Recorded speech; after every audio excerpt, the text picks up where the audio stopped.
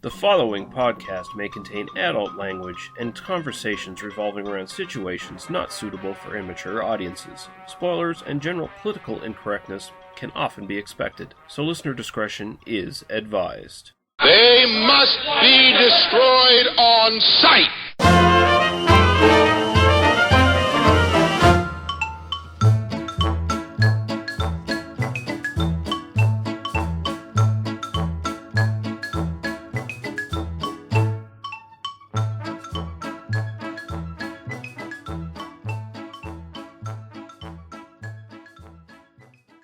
Okay, welcome to yet another episode of They Must Be Destroyed on Sight, and this is episode 64, and we are back to our sex comedy series. I'm your host, Lee Russell, and I'm joined by my co-host, Daniel Harper. How are you doing, sir? I'm doing well, and I think it's appropriate that we're coming back to the sex comedies on a perfect square, because I'm kind of a square myself. You're L7, yes. So we're back to our sex comedy series. We're going to be doing a more serious and actual mature kind of sex comedy this time out, and then after that we're just going to get right into the fucking sleaze. It's going to be titties and dicks and vaginas and bad words and rape and everything everywhere. It's going to be fun. Yeah, and it will be fun, and we will talk about all of those things. But I insisted we do a bit of one highbrow. And then we'll go back into the gutter. And I'm perfectly fine with both of those things. But I did, I saw this film a few months ago, and I thought, we have to cover this on this podcast. So this was one I definitely said, we are covering this during the next sex comedy series. And we acquiesced. Yeah. Well, and I'm actually glad you did, because I quite enjoyed this film. So we will get into that. But Spoilers. But yeah, first off, we got a little bit of housekeeping to do. First thing I want to mention is Owen, God damn it, and I practice his goddamn name. I went to pronunciation and everything. Gihugen, I think, is the correct pronunciation. Owen Gihugen, who is one of our listeners on the Facebook page, requested last week that we talk about Danny Glover's wardrobe, and we did.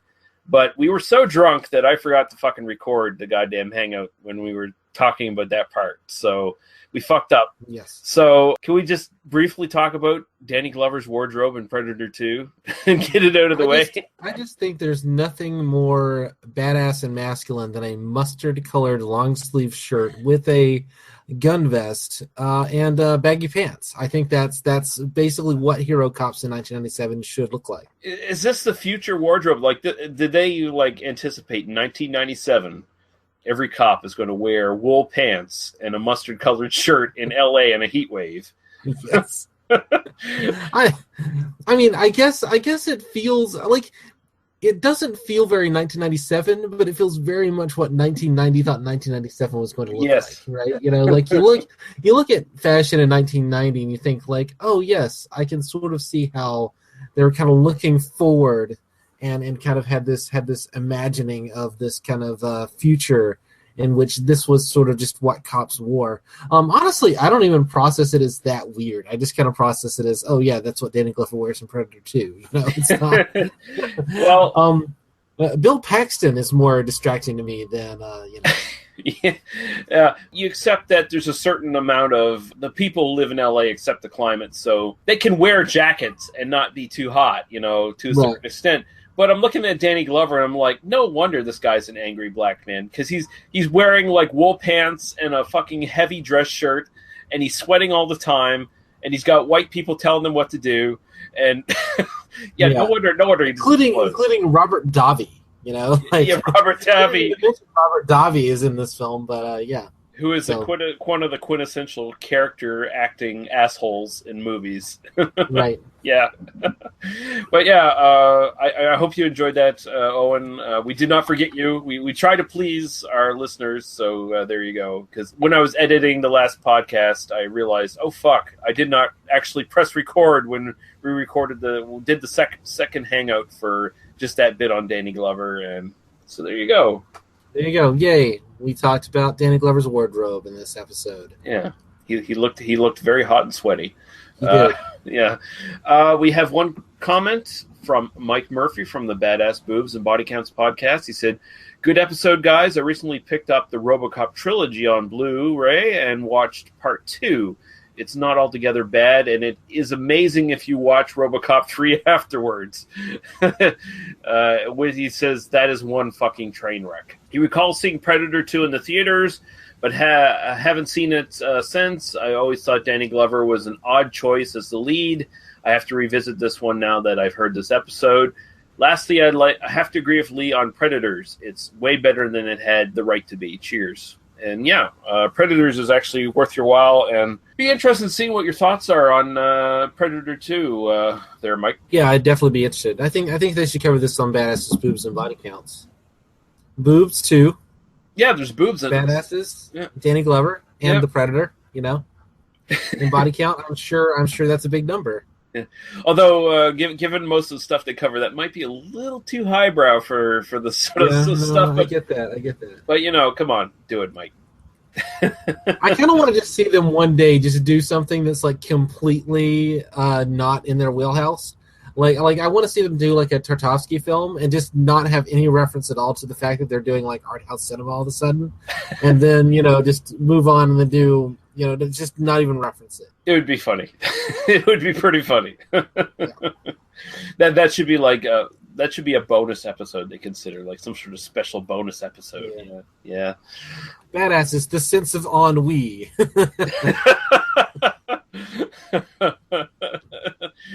the general malaise and in 1970s Paris. Oh fuck. Yes. We're starting to devise some fan fiction for podcasts we like. That's great. We need a gimmick like that, man. Come on. Who did get destroyed on sight in this episode? Yeah, no. I mean, even the Badass Boobs and Body Counts don't really rely on a gimmick, and the idea of us relying on a gimmick kind of sours everything for me. It's like, oh god. I can't imagine us ever having that much structure. Well, that's the thing. We just fucking covered RoboCop 2 and Predator 2, and now we're covering Bob, Carol, Ted, and Alice.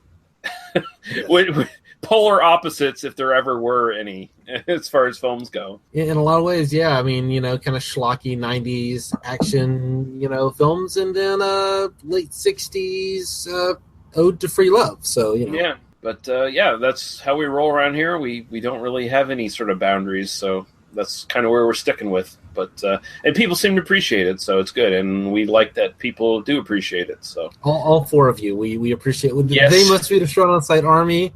We appreciate you. The TMBDOSers or whatever. Yeah, that I said. Yeah, join up for the paywall, everybody.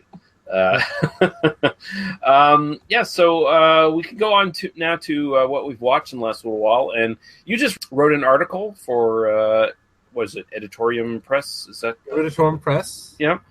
Yeah. And I know this is the one you want to talk about, so I'll just let you start off there, Daniel.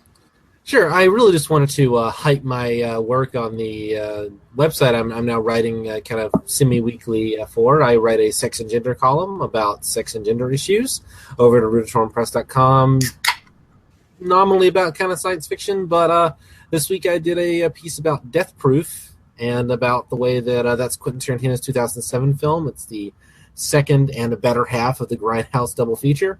And I wrote about that in context with kind of sexualized violence and piss play, believe it or not. So I don't really have... I mean, I actually do have a lot to say about that film. What I realized when I was writing it is, like, I have so much I could talk about with this film. But really just kind of talked about the way that violence is used and the way that the audience response to that works. And so I just wanted to tell people to go check that out. I do enjoy Death Proof. I like it a lot better than a lot of people do. I'm a big Tarantino fan, as I think regular listeners will know, and I don't apologize for that. You were talking about in your article how a lot of people sort of consider this his lesser film, like this is like kind of the bottom of the totem pole for. I don't really agree with that. I actually do like Death Proof quite a bit, and right. Well, I mean, I think even Tarantino himself, like, he was interviewed for a piece that was like kind of about his, like, how he saw his filmography, and basically Tarantino says, my goal is to leave a filmography, like, he's thinking about his filmography as a whole, like, and he says, I don't want to leave I don't want there to be like bad films, basically. I don't want there to be like this bad period where I was making films and they were just shit. Yeah. And he's like, I want Death Proof to be my worst film, basically. And Death Proof is still a pretty good film. Like, he's not shitting on Death Proof. He's just saying, like, I kind of want this to be the film that people say, oh, well, that's clearly his worst, and then still be like, well, that's still pretty fucking good, you know? Yeah. So yeah, that's sort of the way I think of it. Is I actually don't think it's his worst film. It's certainly not the one I would rewatch the last. You know? I would rate it over Reservoir Dogs. I think it's a better made film. I mean, Reservoir Dogs has the undeniable historical importance, but once you take that away from Reservoir Dogs, I do think Death Proof is... I mean, Death Proof would be right... I mean, basically Reservoir Dogs would be the least, and then Death Proof would be right above that. That's where I'd kind of think of it, yeah. And I liked your talk about how there's that moment with Kurt Russell's stuntman Mike character where, you know, he's standing by his car and he looks over at the camera and smiles, and it's like... kind of sucks the viewer into like, it's all right now. You guys it's Kurt Russell here, guys. You can watch me do these horrible things to these women, right, and not feel bad about it. Yeah, I mean, it's inviting the audience in, and I think that was something that was really... I spent a lot of time thinking about Death Proof over the week, and I'm still not sure I quite cracked it in terms of exactly what's going on in terms of kind of audience expectations. But I wrote a piece. I'd encourage people listening to this to go read it and leave some feedback, and maybe we'll respond to it next week on the show. I don't know. Yeah, I'll put it in the show notes. We'll link to it and get her out there. But yeah, and I thought it was a pretty good article, by the way, so people should check it out. The only thing I watched was a documentary that is now on Netflix from 2015. It's called I Am Thor. It is based on the career of John Michael Thor, who is a Canadian rock musician. He started as a bodybuilder and sort of curtailed that career into heavy metal rock. In my opinion, he's one of the great underrated heavy metal musicians of his era. It basically covers his career, covers the sort of mishaps that kind of sunk his career, sort of the band that should have been but never was in that sort of genre of rock music. And it also covers his ongoing comeback tour, which has lasted now almost 20 years. Right. He's not deluded. He's a self-aware kind of guy who knows as like, you know, I have nothing but this, and I'm coming back and I'm going to try my best because this is all I know. And I really, really enjoyed it. It's a very well-balanced documentary. It's not a fan blowjob to Thor, which it very much could have been. And it's very well-balanced. And it just covers him as a man. It covers him as a sort of obsessed kind of guy. Like, he's this kind of guy, this kind of personality who is in it 100%. Like, he just keeps going and going and going. And I have a lot of respect for him, actually. He's a guy in his 60s now who does not look at all like he used to look in the 1970s when he was a bodybuilder and just this fucking Aryan god kind of character, you know. Right. Who at times Stan Lee actually flirted with, we need to cast you as Thor in something that we do, although it never really happened. But right. But yeah, it's really, really interesting. I enjoy these kind of rock documentaries where you get really into the personality of the people involved. And this guy just keeps plugging away. Like, he does not fucking give up, which I have a lot of respect for. Even though his sort of second half of his career is kind of, a lot of people kind of consider it as a joke in a certain way, I have a lot of respect for it. Because he's seriously like trying to do everything he can to keep afloat and maybe hit the big time again. And he may never do it. Probably will never do it, but it's a great documentary, and it's well worth seeing if you're a heavy metal fan. Actually, even if you're just kind of a documentary fan, because it's a really well-balanced one. It's really interesting, and I really enjoyed it. And I love Thor, by the way. I first few albums are favorites of mine, and they're kind of cheesy. Like, if you look on YouTube, if you look for worst music video ever, Thor's video for Anger comes up, and it's just kind of... heavy metal, like in that period, they were kind of doing like the Dungeons and Dragons heavy metal kind of tie-in. That era, yeah. And it is pretty bad, but it's kind of really endearing. And at the end of the day, the music is actually really good. So I really do love Thor, and I really do like this documentary. So it's well worth watching now, and it's on Netflix. So there you go. Yeah, I think I saw that. I haven't watched it, but I've seen it referenced, so it's definitely like on my radar. Yeah, rock documentaries are kind of music documentaries. You know, it's very easy to make a bad one. You know, the behind the music formula can get really tiresome after a while. But when they work, they can really work, especially if it's an artist you have some connection to. So I don't know his music at all, but I'll maybe check that out sometime soon. Yeah, and it's cool too because it also covers like his sort of longtime bandmates who, you know, every once in a while Thor will connect with them again and start up the band with them again. Although he's the kind of guy who goes from town to town, and every once in a while, like new bands will connect with him and do the sets with him for that show. He's kind of like Chuck Berry in a way. Like he's kind of like a heavy metal Chuck Berry. It's like he comes to town, here's his set list, this local band, learn his fucking songs and play with him on this show, kind of thing. You know, like what Chuck Berry would do. Yeah. So it's pretty cool, and it's interesting to see like the desires and the expectations of his longtime band members who are like, we love this guy because he's just a really great guy. He's not an egomaniac or a nutcase or anything like that. But at the same time, we realize that he's his own worst enemy in a lot of ways. He's his own manager. He's never like really had a manager in his career. Right. He made up this fictional manager that everyone should call, and it's him. He pretends to be that guy.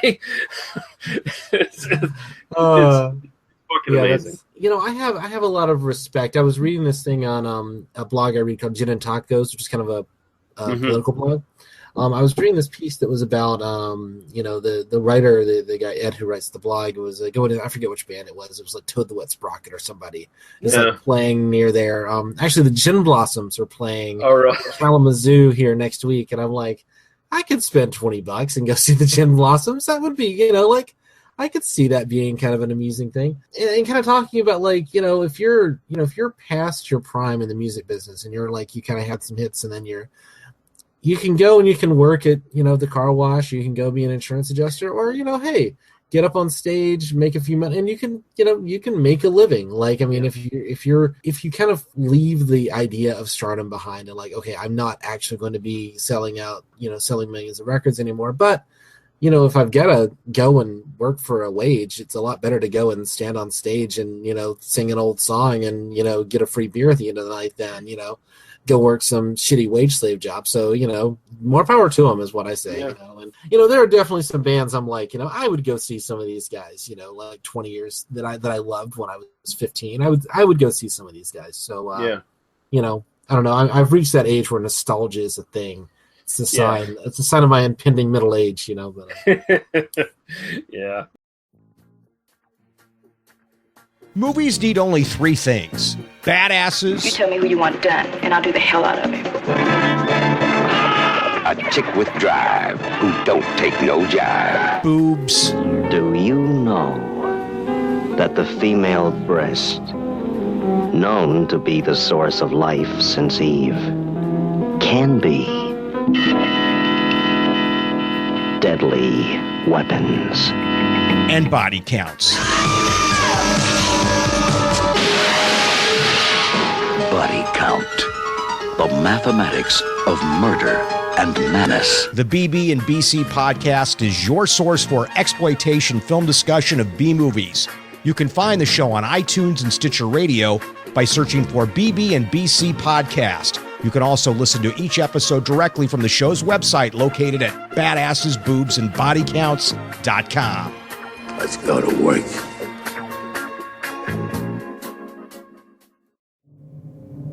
Clytus, I'm bored. What plaything can you offer me today? An obscure body in the SK system, Your Majesty. The inhabitants refer to it as the planet Earth. How peaceful it looks.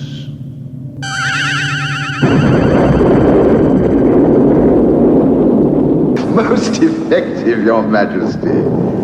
Will you destroy this Earth? Destroy it utterly. Send Rick and Danny in wool rocket Ajax.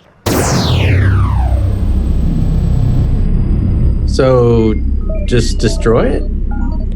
That's what Ming said. Don't you ever listen? Well, there's no arguing with Ming. Hail Ming. Wait! You see those transmissions on the Visua screen? Crow? Nightmare on Elm Street? Chud 2? Black Belt Jones? Nightbreed? What's a critter? Oh, I've seen those things. Flash? I guess we could wait a while before the destruction. Yeah, and watch some movies. And talk about them. The Hail Ming Power Hour. Disobedience to Ming. For now. You can find us at Legion Podcasts. You can find us on Facebook. iTunes. We're on Twitter. We're on Instagram. At You know what? Just Google it for yourself. Just Google it, you bastages. Hail Ming. Breaking 2? Electric Boogaloo? Samurai Cop?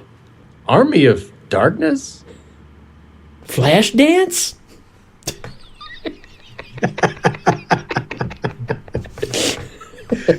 We might destroy the planet if it's Flashpoint.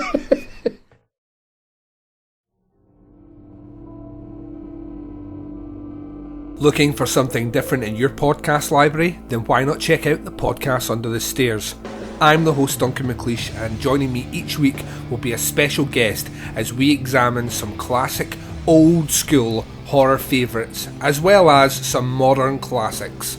That's not to say that we don't tackle some of the, let's say, more questionable entries into the horror genre. And if all that wasn't enough, we have a subset of shows called Baz v Horror, where our horror novice, the Baz, tackles horror in all shapes and forms to see who will come out victorious. So what are you waiting for? The show can be found at podcastunderthestairs.wordpress.com and on Stitcher and iTunes. The Podcast Under the Stairs is a proud member of Legion Podcast Network. This is Duncan McLeish from Under the Stairs, signing off. All right, I think we can move right on to the movie for tonight, and it's going to be Bob and Carol and Ted and Alice from 1969. Hi. I want to welcome you all to the Institute. My name is Tim, and I'm the leader of this marathon group. The leader's a bit strong, actually. I'm your guide. Now, as you know, we're going to try to go 24 hours without a break. And we will have 2 one-hour breaks for food. And as far as sleep is concerned, that's up to you. There are no rules here. If you fall asleep, you fall asleep. One rule. No physical violence. I mean, you might get angry with someone, so please don't clobber him or her. Okay? That's the only restriction. We talk a lot about love. But we don't feel it a lot. So perhaps this marathon will open up some doors. Directed by Paul Mazursky, written by Paul Mazursky and our friend Larry Tucker from Bless the Silence. Starring Natalie Wood as Carol Sanders, Robert Culp as Bob Sanders, Elliot Gould as Tim Henderson, Dylan Cannon as Alice Henderson, Horst Eisenberg as Horst, Lee Bergeri as Emilio, Donald F. Mullich as the psychiatrist, K.T. Stevens as Phyllis, Celeste Yarnell as Susan, and Lynn Borden as Cutter. And we'll go to your synopsis, Daniel. Bob and Carol and Ted and Alice is about 4 people, not coincidentally named Bob, Carol, Ted, and Alice. Bob, Robert Culp, is a documentary filmmaker married to Carol, Natalie Wood. Ted, Elliot Gould, is a lawyer married to Alice, Diane Cannon. They are comfortably upper middle class, rapidly approaching or surpassing middle age, and good friends. As the film opens, Bob and Carol attend a seminar/retreat at an intentional living community dedicated to opening up communication and encouraging radical self-honesty amongst its participants, and by extension through its society itself. They come back home, embracing the message fully, and share their newfound love for radical self-honesty with their friends, who are resistant at best and hostile at worst. Ted responds with a deflecting sense of humor about the whole thing, while Alice has a low-simmering hostility towards it. Life changes when Bob reveals to Carol that on a recent shoot in San Francisco, he had an affair with one of the women on the crew.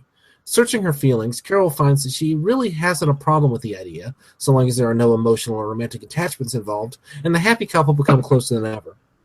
Later, during a get-together at their palatial estate in Hollywood and smoking some weed, Carol reveals the affair and her loving response to it to Ted and Alice, which sparks a conflict between those two about how they should socially and morally respond to the news. Alice puts the blame squarely on Bob for cheating, while Ted seems to think the whole thing is just kind of weird. Things come to a head at a club later, when the foursome happen upon the blonde assistant with whom Bob had the affair. What could have been a moment of tension between Bob and Carol comes to nothing, as she proclaims she's proud of Bob for having such good taste. Upset at the casual infidelity, Alice storms out of the club. Later, with her therapist, she comes to realize that she has indeed been incredibly hostile towards Carol and begins to accept her role in creating the conflict among the foursome. The film ends with a long sequence in which the four take a group trip to Las Vegas. Taking some time for drinks before seeing a show, Alice talks about how close she feels to Carol and Bob since learning of their alternative lifestyle. In the midst of her professing her closeness, Ted blurts out a confession that he slept with a random woman on a recent business trip, which leads to conflict, resolution, and revelations of mutual sexual attraction among the four. Agreeing to a foursome, our cast retreats to the just large enough bed of the suite and after some awkwardness begin to make out. After a moment, though, the action stops. Bob breaks the fourth wall with an intense and loving look to camera, and everyone gets dressed to meet in the parking lot of the hotel, where a crowd is assembled to really look at one another in a repeat of the kinds of exercises engaged in by the members of the retreat at the beginning of the film. We are left with the earnest but honest conclusion. Freedom to love and freedom to be oneself within society are one and the same, regardless of how much our internal and external hierarchies battle against us. Yeah. And I gotta say, I was very, very much impressed with this film. This is not one I've ever heard of before, and I'm actually glad you introduced me to it. I loved the acting in this, first and foremost. Yeah. And these are actors I'm not really too familiar with. Like, Elliot Gould's the only one I'm actually really familiar with at all. And Elliot Gould... Can I say where I'm actually really proud we've done 2 films with Elliot Gould before doing anything with, like, Tom Cruise or Brad Pitt? I think that's pretty... well... They must be destroyed on site ethos perfectly. So, yeah, well, sorry, I didn't mean to interrupt you. Just wanted to throw my joke in. So no, it's all right. Elliot Gould's the fucking man. Like, yeah. I understand why people say like this guy was full of himself back in the 70s because he had every right to be because he's fucking amazing in this film. But like, he actually kind of steals this film away, in my opinion. He got an Academy Award nomination for this. Yeah, and I think everyone else actually kind of really holds up to him, though. Like Natalie Wood, Robert Culp, and Diane Cannon are all really great in this. Although Robert Culp is kind of doing a Peter Fonda impersonation. Like, Peter Fonda could have slipped into this one and done just as well, I think. I think what Robert Culp is doing is I think Bob is doing a Peter Fonda impersonation, if that makes sense. Yeah, you know, I get that. Yeah. But I think we'll talk a lot about Bob as we kind of move forward. But Bob saw Easy Rider and is like, I could do that. But I really enjoyed this. Fuck, I don't even know if I want to go too deep until we get sort of your initial impressions of this one. So I'll just throw it over to you. I saw this. I actually, when I was doing research for Blast of Silence, I ran across Larry Tucker, obviously, and I had heard of the film, and I kind of knew it was kind of a late 60s sex comedy, and it was kind of about, this group of friends and, kind of open relationships, and I went, this is something I should watch. I've never seen it. And I actually just kind of idly sat and watched it with Shayna one Saturday afternoon. We had a really great time with it for, reasons which I will get into. I could definitely, there are things I could criticize about, like, sort of the way that the film portrays these sorts of things, and things that I think the film really gets right. It definitely fits into this very particular place in kind of American history. I also watched this for the first time right about the time we were doing a lot of those kind of 70s, like The Conversation and Night Moves, which are so much about this kind of response to, like, and the kind of sexual revolution the hippies lost, and now everything is this malaise, and then this is kind of right at that like moment when that was happening. Yeah, this became kind of a big hit, and it kind of became this touchstone for that kind of era in a lot of ways. And so the fact of kind of getting to revisit that and kind of viewing it through the lens of the way it was seen in 1969 is, I think, essential to really kind of getting anything out of the film and kind of understanding like what it was then, as opposed to kind of what we might see of it now.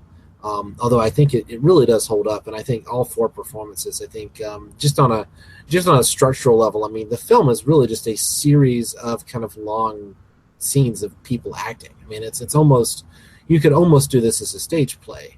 I mean, you could do this as a stage play. Yeah. And it really does rely on the strength of the 4 central performances. So yeah, it feels like a series of conversations is what it is, essentially. And I almost wonder how much of it was scripted and how much of it was improvised, because some of the stuff in here is like really kind of advanced, mature writing for Hollywood at this point, where a lot of it feels like real conversations where people are talking over each other and there's, like interrupting and stuff like that. It's either really well written and the actors just have amazing timing to pull it off, or there's like really good improvisation in here. And right. You can see kind of where Altman comes from, because MASH is the next year, and kind of that explosion of that technique. I mean, so it's not quite pushed quite as far as in that direction. Yeah. But you can definitely see where the kind of artistic, where Altman doesn't come out of a vacuum. Altman is immersed in this culture. He just kind of became, symbolized this kind of movement more than anybody else. Mazursky was this. Mazursky's basically forgotten today. In fact, I haven't seen any of his films. I will be seeking out some of his other films. But he is, he was this guy who was very influential on a lot of other filmmakers in the 70s and a lot of other. I mean, he was just kind of a name guy who was writing these kind of comedies. He was a big comedy. He was almost like the Judd Apatow of his day.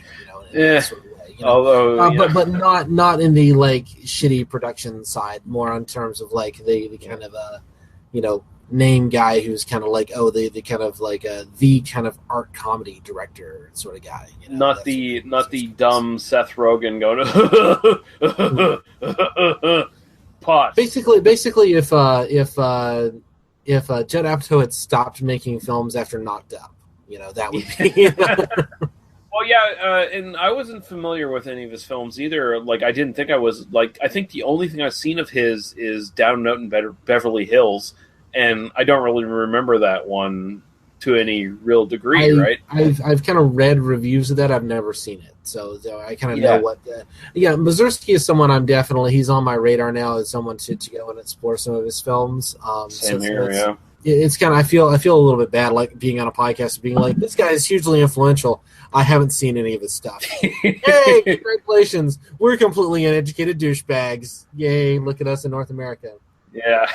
I gotta say, I really did kind of connect to the sort of like some of the central themes in this. I'm not polyamorous by any degree. I'm sort of more of a monogamous kind of guy, but I've definitely encountered situations where I've been invited into polyamorous relationships, and I really do get Elliot Gould and Diane Cannon's couple. I get their sort of position in this to a certain degree. I mean, although they're slightly wrong-headed about it, I do understand this sort of uncomfortable feeling they would have, and I get where they're coming from to a certain degree. Although they're the more conservative couple in the two couples presented here, but they're not really conservative. Like they're upper middle class liberal American, like he's a lawyer, but they live in fucking LA, like they're hanging out, they're smoking weed, Elliot Good's Ted's smoking weed, Alice is like, oh no, she's a little more stick up her ass about it, but they exist within this culture. These are not like conservative people. It helps to kind of read Roger Ebert's review from 1969 of this film, and to kind of give you an idea about how it was seen at the time. And at the time, I think that the kind of central thing was like, look at these kind of basically old people pretending to be young people. Like, look at these people in their 30s and 40s pretending like they're hippies in their 20s, and kind of like trying to pretend they're not like living in these big houses and all that sort of thing. And I think that that's sort of like, once you have kids and a family and a wife and all that sort of thing, what does free love really mean? And that's sort of the way Ebert interprets it. And I think that does kind of give us a window into the way Mazursky intended it, although I think the film is deeper than that. I think that there are other things going on in the film. just to lay my cards on the table, I mean, my wife and I are polyamorous, and polyamorous is kind of simultaneously kind of an umbrella term, as well as kind of being something that is a very specific kind of thing. I won't get into the kind of inner scene, battles among different people and within the community, but I will say that, like, in general sense, this is actually a story you see a lot with people who first start approaching this kind of lifestyle. You see, I know a lot of people in their 30s who have kids who are, looking for something outside of like strict monogamy, who want to try to figure out kind of what that means for them, and kind of run into these same problems. And kind of the way, the first thing that Carol says to Bob after he confesses the infidelity is like, well, it didn't mean anything, like, oh, well, it's just some dumb blonde. I mean, he has to correct her, no, she's not dumb, whatever, but like, for her, it's essential that there was no emotional component to this, and that's something that carries on throughout the film. And that's not the way that I poly. That's not that. Polyamory is much bigger than that. Yeah. Really, what they're doing is much closer to swinging or wife swapping.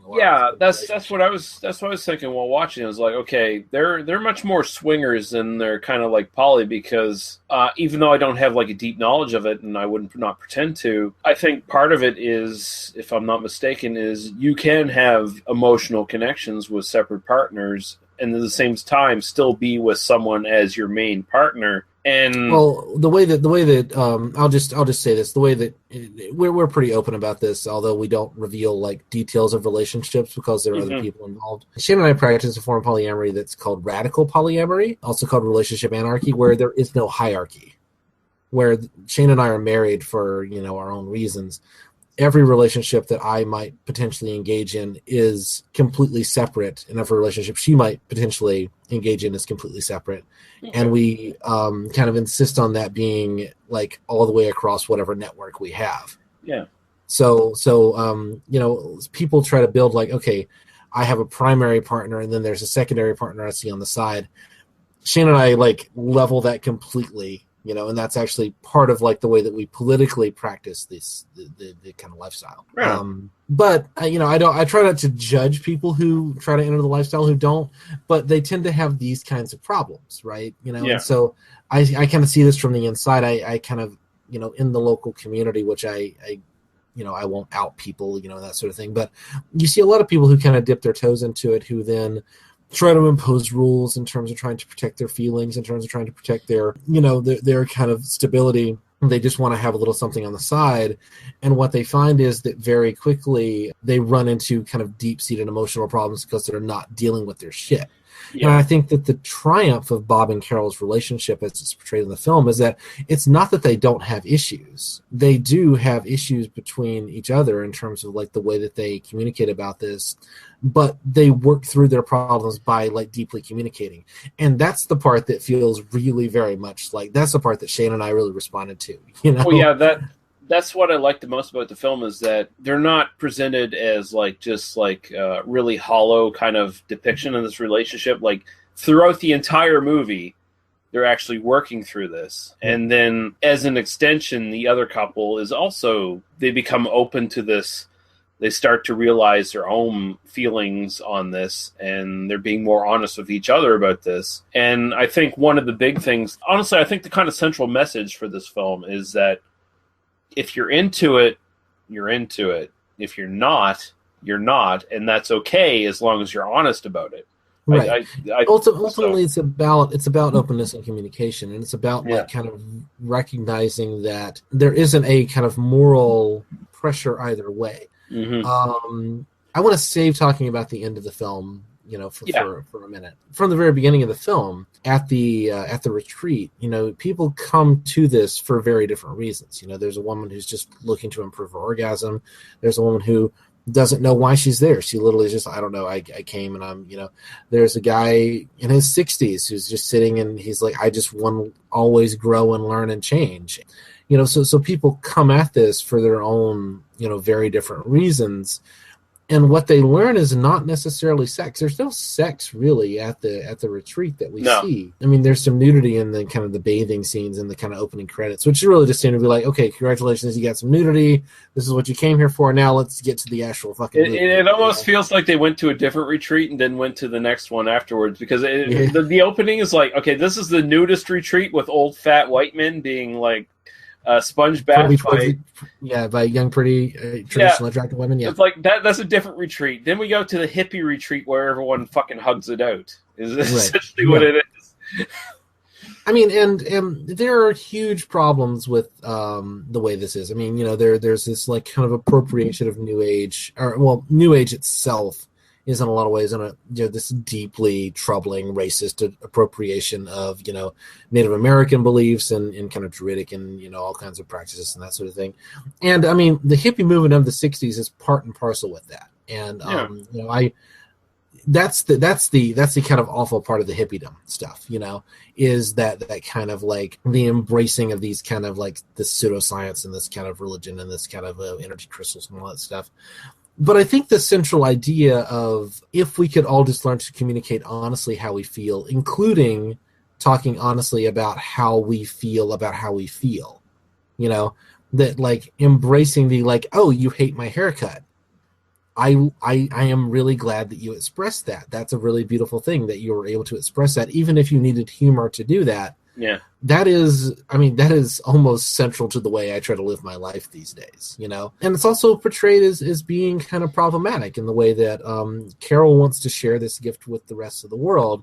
She shares it with her waiter, who is in this kind of intrinsically hierarchical, relationship with her, and then realizes that, like, no, this is something I can't just do with everyone, because not everyone's in a place to be able to, like this guy risks his job if he starts really talking to me about what he needs. And then she apologizes, and that's like, so the way that these characters in this situation, they have their wealth and their privilege, these are wealthy white people, and that's why they got to go to the retreat, right? These people are okay. I just want to make this connection to Blast of Silence, by the way, in my notes. Sure, go ahead. These people, the end result of the culture depicted in Blast of Silence from the party that Frankie Bono attends. These are the young, hip, urbane white folks with too much money and time on their hands. Essentially, is what it is. Well, so many of the hippies were that. So much. Like the people who were, working class, who were, scraping their fingers to the bone, washing clothes or flipping burgers or whatever. Those were, by and large, not the people that were embracing the hippie lifestyle. They just physically couldn't. It is these kind of people in the upper middle class who do kind of embrace these kind of lifestyles. And I can tell you, there are a lot of privileged white people who do not understand their privilege in this lifestyle. There's nothing wrong with being, I don't think there's anything wrong with being a filmmaker and having, some extra money and being able to afford to go to a fancy restaurant and all that sort of thing, if you are doing it honestly. And but like, it also means like, you've got to like, where I think that Bob and Carol would eventually reach. And I think that this is kind of where I land on the film's kind of overall like meaning, is that they are fumbling towards something. They have not discovered the end all and be all of like what all this means. They're still figuring this shit out. And that's what the end of the film means, right? Is that like, even if we can go and have a foursome together, that still doesn't mean that we don't have this kind of obligation to try to understand the rest of the world and, to kind of reach out to the world. Really embracing this kind of like, let's actually treat each other as human beings and not as objects that we use for our benefit, basically means like demolishing large-scale hierarchical structures in general, and that means that like there isn't a person who is the help who you speak bad Spanish to, and there are a couple of scenes. There are 3 scenes in the film that involve basically the hired help. There's the waiter at the beginning. There's a towards the end you get the kind of bad Spanish, Natalie Wood talking to the housekeeper at the birthday party, and then later, and there's one moment which it might even be, you might not even have caught it, depending on how closely you watch the film, during the scene where the foursome are smoking weed. Yeah, she's in the background. She's the lower half. You see just her feet walking through frame. And that's got to be intentional on the part of the filmmaker, right? Mhm. Like that isn't. I mean, and I think we're meant to miss that. I think that there is this sort of sense in which the film is pitched towards, like, I mean, neither one of us is wealthy. I'm not going to, reveal our economic circumstances in this, but, you and I have enough leisure time to watch movies and, talk about them on a podcast and pay for podcast hosting fees. You and I are not like in abject poverty and working 3 jobs and 90-hour weeks and that sort of thing. I do think that, but I do think that there is this sort of thing where these sort of, upper middle class white people that this film was probably originally meant for are totally going to miss that moment. Yeah, it does not hit home on the criticism of them. Like it really does not criticize them to any real degree. Like it's just very much in the background, if at all. And that's probably one of the weakest parts of it. I think also one of the weakest parts of it for me personally is I didn't even need the sort of hippie hug off commune kind of thing in the first. I feel like this movie would have worked just as well if Robert Culp and Natalie Wood's couple had like come to this conclusion by themselves without this kind of thing. And they were experimenting outside of that. Like, they just like, we need to be honest with each other, and that's where it came from. And actually, I kind of think that would be actually a more interesting movie in a certain way, like just where they came to that sort of conclusion and started to work through it. I think that's it was in 1969. Well, that's the thing. The movie is very much of its time, and it's like, okay, there has to be some sort of infusion of this hippie new age culture into the film at the beginning to set it as a catalyst and start the film off. And I understand that, but at the same time, watching is like, okay, are we going to get past this hippie hug off at any point and actually get into the movie? Okay, we're finally into the movie. And now we have the interesting stuff. We have adults talking to each other about real feelings and actually dealing with their emotions instead of just hugging each other. And that's what I really appreciate about this movie. It's like really good conversations between two different couples coming from not necessarily totally different sides of the spectrum, but slightly different. I really enjoyed Elliot Gould and in his wife's talks. It would be really easy to paint them as, or particularly to paint Alice. It would be really easy to paint Alice as just kind of a heartless shrew. A lesser filmmaker would have just done that, and she's not that at all. No, and she's she deeply becomes uncomfortable. Yeah, and she becomes the key in the final scene. Like she becomes the real key that kind of unveils everybody's sort of like hidden thoughts on everything. Like she actually kind of is. She's like the main central figure in the final act of the film. She becomes the catalyst because what she does is she starts to actually believe in this idea, and she starts to speak the lingo, and she starts to say cop out and all that sort of thing. Yeah, she questions them. Like she throws it back in their faces. And the cool thing is that Natalie Wood and Robert Culp have gotten to the point where like they can accept that criticism and actually respond to it and maybe change. Yep. And I mean that's essential, and that's actually a sign. I mean, that's one of the things I mean, if the ending of this film didn't work, then the whole film wouldn't. Like if those two characters did not respond the way they do in that moment, then it would just be, this is just kind of a shallow seeking orgasm sort of thing. And that's not what this film is about. This film is about using kind of sexuality as a way of exploring honesty and intentional living. I mean, that is it.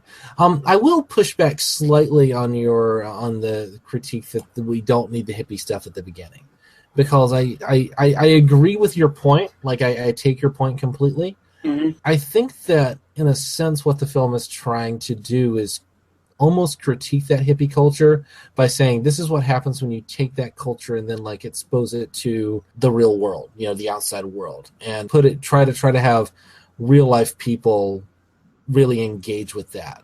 And I think that it's not portraying, I think that it is very subtle, but I don't think it is portraying the kind of hippie stuff as like some perfect unblemished world. Okay, well, basically the only reason I sort of come back to that is because like the end is kind of a bookend to the beginning of the film where everyone goes into the crowd and people are starting to look at each other. that feels like it's almost like breaking the fourth wall at that point. Oh, it's absolutely breaking the fourth wall. Yeah. And that's kind of the problem I have with it, where it kind of takes me out of the film to a certain degree. Where, and I don't need that. I actually, what I wanted in this film, and I'll put bluntly, is when they're leaving the hotel, they're leaving the show or whatever the fuck they were doing. I want Robert Culp and Natalie Wood to turn back and smile to Elliot Gould and what's her name? God damn it, this full Diane Cannon. That's the moment I wanted, where they smile at each other, and I don't see that in anything in the ending. That's the kind of ending I wanted, where yes, they accept that. Okay, this foursome thing that we were proposing to do, we're not into that, but we're still friends, and we can go on as adults after that. I did not need this bookend of everyone outside of the fucking place looking at each other, and sure. I just kind of felt it was a little cheap, and that was kind of the biggest downfall for me in the film. But other than that, I loved it. It's definitely pushing that kind of ideology in a way, and it's definitely pushing that sort of, and I mean, I would argue that it is like at least attempting to connect to kind of the larger, broader kind of social consensus and make it not just about these four people. This film is almost disgustingly earnest. There is not a cynical bone in this film's body. This film is made to absolutely, it means what it's saying. Yeah, and it is trying to quote unquote import a message about society and the way we live, and that's to some degree something that we kind of just have to accept as part of the film. Yeah, I take your. I mean, I absolutely, I mean, I'm not even trying to argue with you, honestly. I mean, I'm trying to say, like, I think that viewed through a certain lens, it works if you accept that, like, this is a film that is just about that, right? Mm-hmm. But dramatically, if your interest is kind of following these characters, you're absolutely right. Chopping the first half of the first third, the first like 20 minutes or so, the hippie retreat out of the film, giving more time with Bob and Carol kind of realizing this by themselves, and then exploring the dynamic of what happens after the foursome is a much more kind of realistic, gritty, character-based, way to treat the material in the film. And I would love to see that film as well. I think that is also a really worthwhile film, and arguably a better film by today's standards. I mean, I would definitely, I get that criticism. I'm not trying to necessarily even argue. I'm really just kind of pushing back slightly at that idea that it doesn't work on its own terms. I think it does work on its own terms, but I think that we can kind of question whether that was really necessary, if that makes sense. Yeah, no, and I mean, overall, I don't have a problem with the film. I really like this film. Like, it's fucking really good, and I was actually really surprised how much I liked it. It was a lot of fun, and I'm glad you liked it because I wasn't sure you would, honestly. Oh man, I really dug just the conversations between the couples. Like, that is the central meat to this film. Yeah. And I was watching it and I was like, okay, I'm kind of expecting maybe this is going to be bullshit. Like, this is just going to be kind of hippy-dippy bullshit.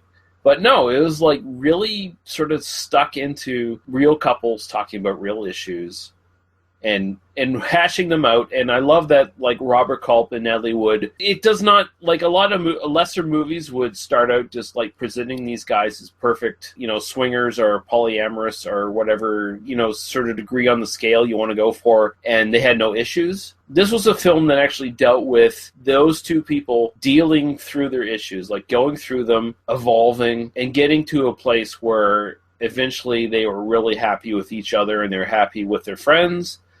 And things worked out. And then I was really glad. I was really fucking happy with that. I was like, yes, this is great, because they fucking fail. They have problems. They are not necessarily... Bob talks a big game when Carol isn't actually about to fuck somebody. And then when she does fuck somebody, he has a little process to go through there. And that's a very real moment. I'm not going to, without, again, revealing kind of like personal details of people I know, I have seen so many people go through that exact set of like emotional responses of like, I know, look, I'm upset. I'm angry. I can't believe you did this in my house, in my bed. Like, I mean, that's literally something that happens. Is why you couldn't have done it somewhere else?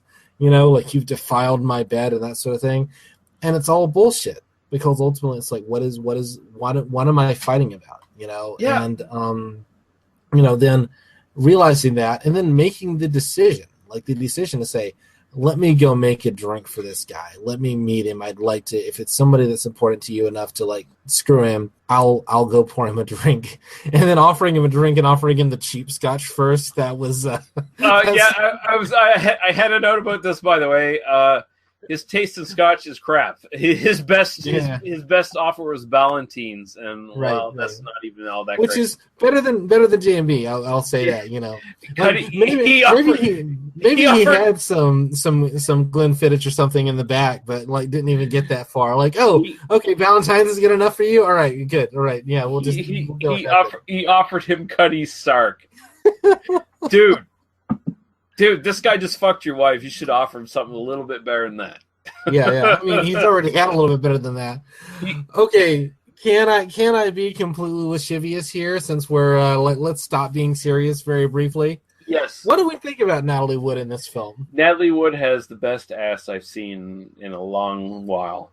I'll say that she has that. She has that Soledad Miranda kind of body to her. She has that sort of small, tight, cute brunette body to her, and she's beautiful. It was 1969, and like she is very much wearing the short skirts and the bikinis and the. Goddamn!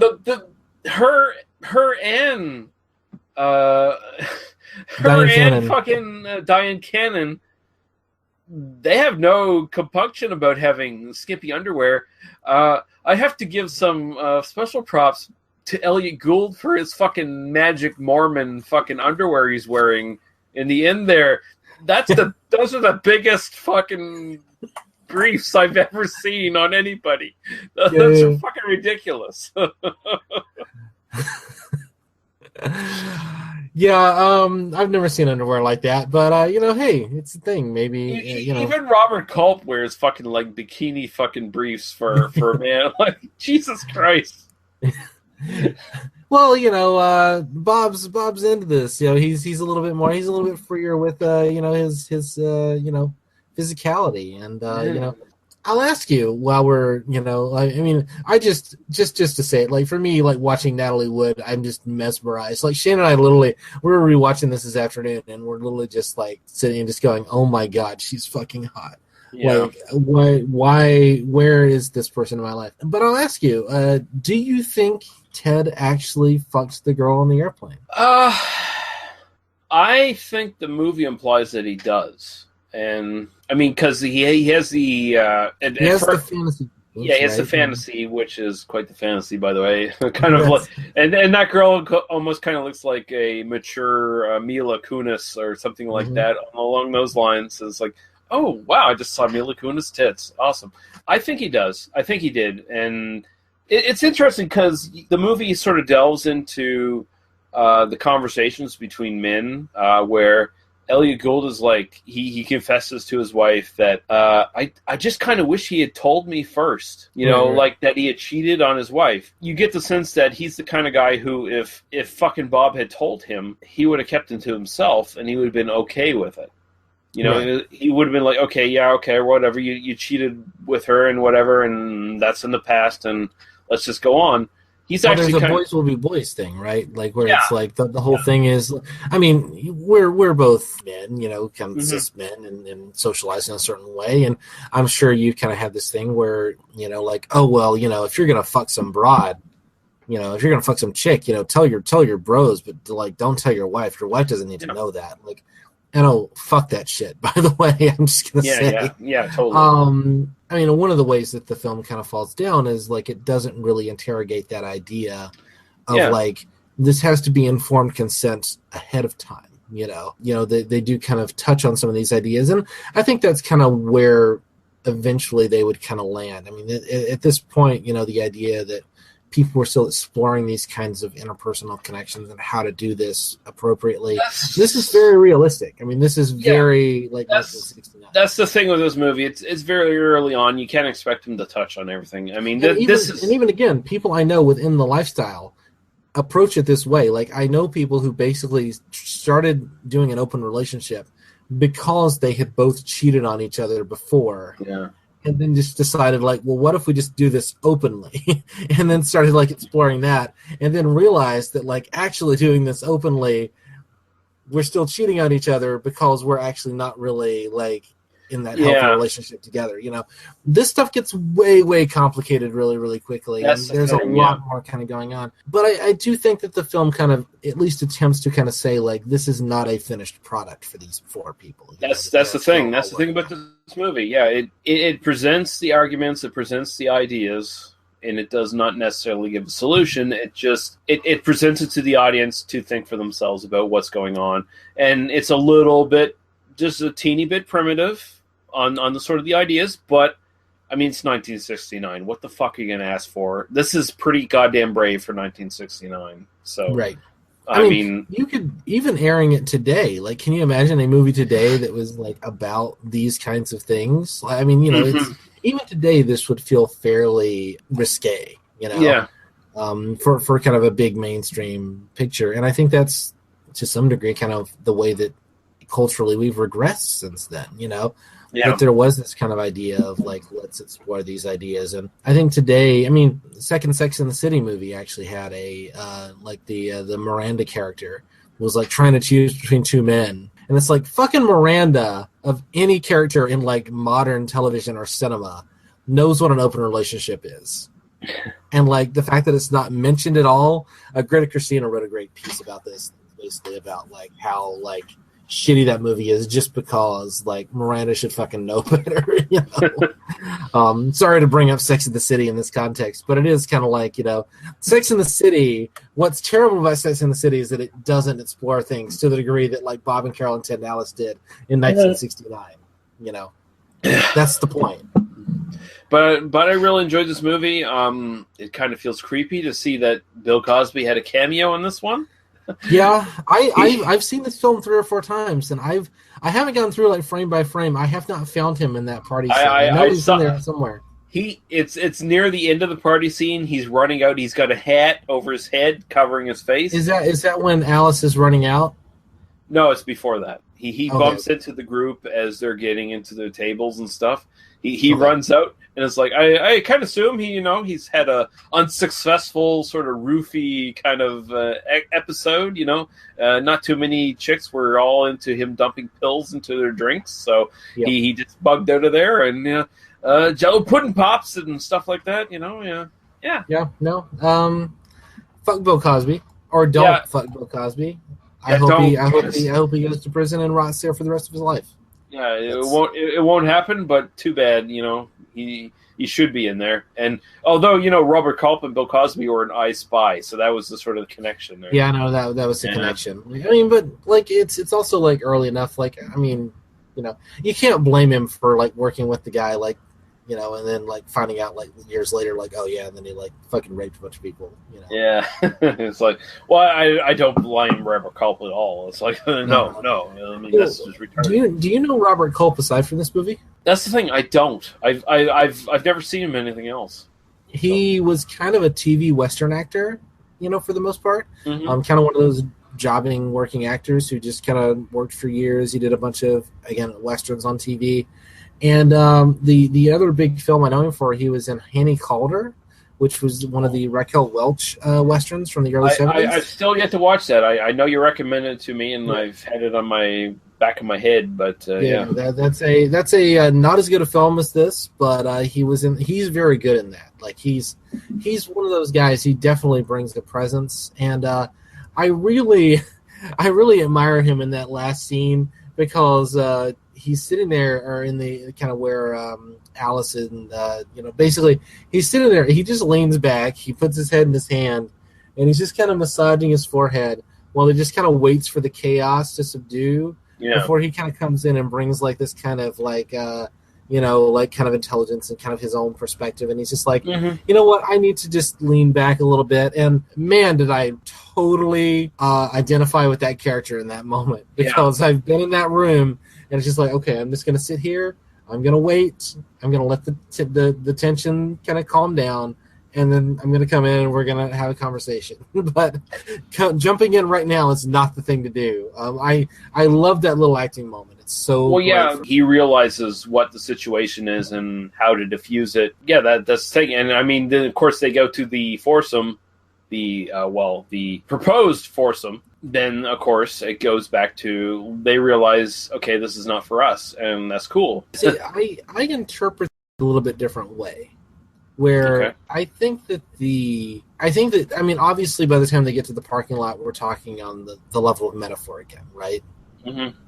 Like I don't think we're supposed to accept that that's literally something that happens. That like they meet a bunch of people in the parking lot and all. And I kind of disregard that sort of anyway, because it's like it just felt like the book into the sort of hippie hug off at the beginning, and it was like I don't need to see that. All I need to see is those guys walking down the hallway after the shot in bed. All I wanted was for them to look back and smile at each other. That's all I needed in the film. But other than that, I think that where I would land on this is that the fact that they started to make out and the fact that there is a like extended sequence. Oh, by the way, you get a nice shot of Natalie Wood's back with Elliot Gould. Very good. Very good. I'm just being lascivious once again. Like that was a very nice shot, and rightly so. Modern cinema, by the way. Equal to anything in Kubrick. The shot of that back. I'm at that point in my conversation, right? Where I would kind of suggest is that there is that kind of make-out moment, and then you get this very clear kind of camera move where you get you kind of focus on Robert Culp, and then he literally looks up and he stares to camera. Yeah. And I think that everything after that moment is metaphorical.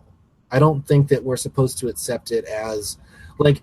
I think that the idea that the foursome did or didn't happen is kind of like it's almost like the film increasingly becomes unhinged from its own kind of internal logic, because before Elliot Gould goes into the bedroom, he's kind of fantasizing about what's actually happening, and like he's kind of afraid of his own prowess or whatever. And I think that the film, I don't know, like this ending has been argued about. I don't think you and I are going to settle it, but I did want to kind of just bring up the idea that I don't think the film is saying they don't have a foursome. I don't think the film is saying they do have a foursome. I think the film is saying it doesn't matter whether they did or they didn't. They were open to the idea, and that's the point. I can agree with that, and I lean on the side that they don't, and they're okay with it. That they come to an understanding where everyone sits. I mean, Elliot Gould and Diane Cannon's characters are kind of presented as almost like the Leave It to Beaver kind of parent structure compared to Robert Culp and Natalie Wood. So they have this kind of acceptance of their lifestyle to a certain degree and kind of a amused regard of what they're doing. But I think by the end of the film, they come to this acceptance of, okay, this is what Natalie Wood and Robert Culp's character are into. We're not into it, and it's okay. And they come to that understanding. I think that's where the movie kind of ends. That's fair. I mean, and I totally agree with. I mean, I totally get that interpretation as well. I think that's a perfectly valid interpretation, and I think that like what we see from the characters that feels fairly realistic. That I'm actually on the. I think I asked you, but I don't think I said it. I'm on the opinion that Elliot Gould did not fuck the girl in Miami. Okay. I think that was his fantasy that he was going to do that. I think he tried to chat her up, and she just went, "Who the fuck is this loser?" And then but he felt like he needed to be like a bigger man in the moment, like that works as well. He throw it at his wife to just kind of exasperate the situation and get things going. I can kind of. Yeah, I can get behind that as well. Like, I mean, the movie really does open it to interpretation. Like, you can't go either way. So, I mean, because you hear him say the dialogue that he was imagining in this fantasy, and it's like, you don't see the results. So, it was like, it very much feels to me, personally, like it could be hey, I'm this guy, I'm a lawyer going into here. It's like, fuck off, creep. Right, yeah. I mean, he tries a line on her, and she's like, who are, what? Or, like, she runs into her boyfriend or something, you know? Like, it could easily be, like, I mean, the fact that we don't see any of that or we don't get any, like, he just kind of blurts it out right there at that moment when he's feeling the most small about his, you know, kind of, like, inadequacy, his perceived inadequacy, is, I think, telling. You know, in terms of that, I never interpreted that as he actually did the deed. I always interpreted that as like he thought he would and he kind of wanted to, but like either chickened out or got shot down. You know? Yeah, I can accept. I mean, the ending of the film works either way, whether he did it or not. So I mean, you know, because it's a character moment, and I mean, it's so, and this is kind of coming full circle, just kind of, you know, beyond the kind of ideas and what the film is kind of dealing with.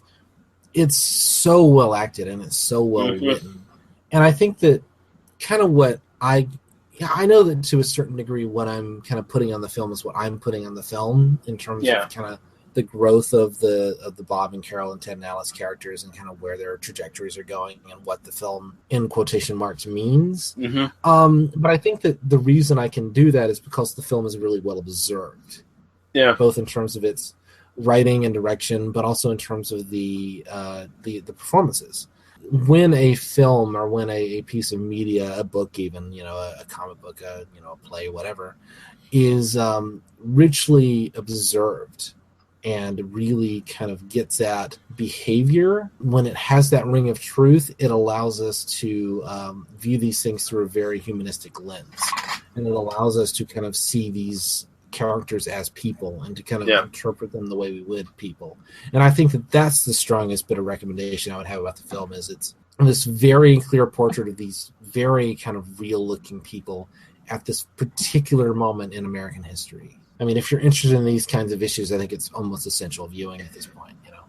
Yeah, and it really works. I mean, it's not dated at all. Like it, I mean, it's of the moment, so it's dated for that, but it's not dated in terms of like this doesn't feel like homework. So many old movies kind of feel like homework. Even really good old movies sometimes feel like homework. This doesn't for me at all. Like, this was just a very fun watch. Yeah, no, the conversations between the characters are very modern and very to the point. Like, they're very much even now. So, I mean, it's very much worth watching. 2 trivia notes here that I'll mention. Natalie Wood decided to gamble her standard fee on a percentage of the gross, earning $3 million at the end of the day from this film. She had declined to do this earlier with West Side Story, so she gambled well on this one.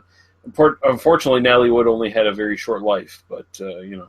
Yeah, she died. She died at 43, which is, I mean, it's a damn fucking shame because she could very easily be alive today if. You know, she had decades of performance left in her. Yeah. Some of the actors who turned down roles in this film include Warren Beatty, Robert Redford, Steve McQueen, Tuesday Weld, Jane Fonda, and Faye Dunaway. And apparently there was even more people like asked to be cast in this one. And I can imagine this was a film that basically, I mean, because it really is kind of built on these like personalities. And I really love this mix of characters, this mix of actors. I think that, you know, it really works. I mean, it's amazing to think of like what Warren Beatty would do with the Robert Culp character, because Warren Beatty, like he's a great, I don't know, I haven't seen anything in a long time. He was a great actor. You know, there's no question, but I don't think he would bring what Robert Culp brings to it.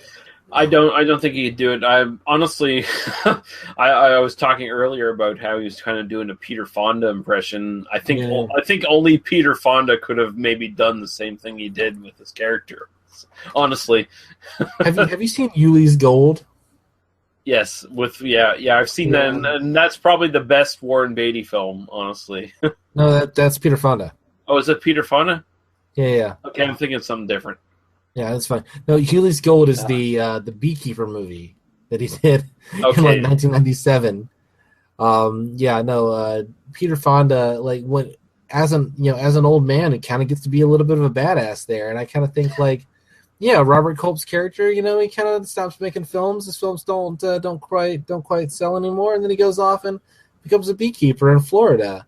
You know, like, and he's no longer fucking Natalie Wood, which is Yeah, very no. unfortunate. yeah, which is, well, maybe she died or something. You know, like, you know. Well, Gould should still be around. God damn it. Yeah, Elliot Gould then goes off and becomes a crime boss in Las Vegas, apparently, if we believe the Ocean's films. So, you know.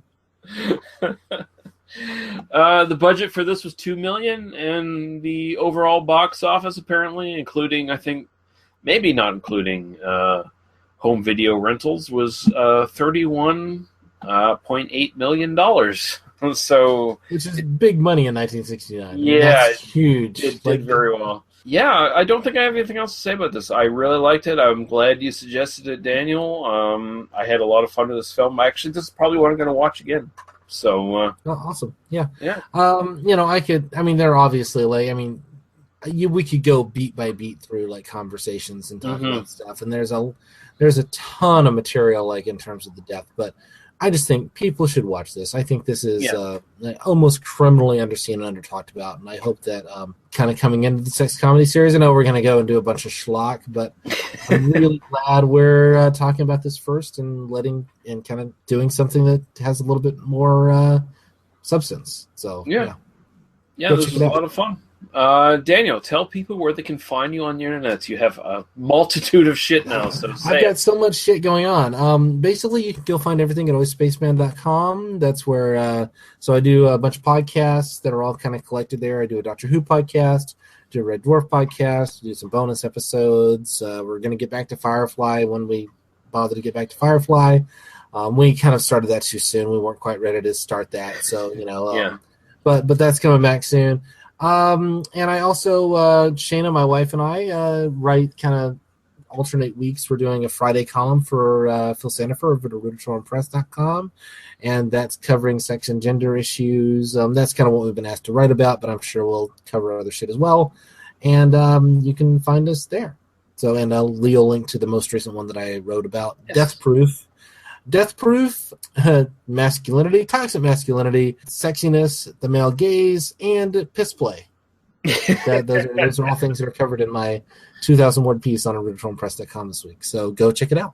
And foot fetish as well. And foot fetish. I kind of brush against foot fetish. I don't really talk brush that much. on it yet, but you know, it's there. You know, I didn't even talk about how hot Rosario Dawson is. So there's so much more in Death Proof I could have talked about. Like, you know. Yeah. So Rosario Dawson's my girl. Like, that's deep crush on Rosario Dawson. Oh, lickable chocolate right there. Goddamn. And yeah, you can find the rest of our stuff when you listen to the trailer at the end of this. You can go and by the way, our Facebook group, They Must Be Destroyed on Site, that's the best way to get in touch with us, by the way. If you have comments or questions, suggestions, criticisms, that's the best place to go. We'll read any goddamn thing you want to say. Whether you love us or hate us, we will respond. Even if you supported Brexit, we would read that on the yeah, and we will criticize you to the fuck because goddamn you fucking assholes, you're now in Airstrip 1. That's where you are now, England. By the way, you're in Airstrip 1. Congratulations, you stupid fuckers. Did we just get really too political for this podcast?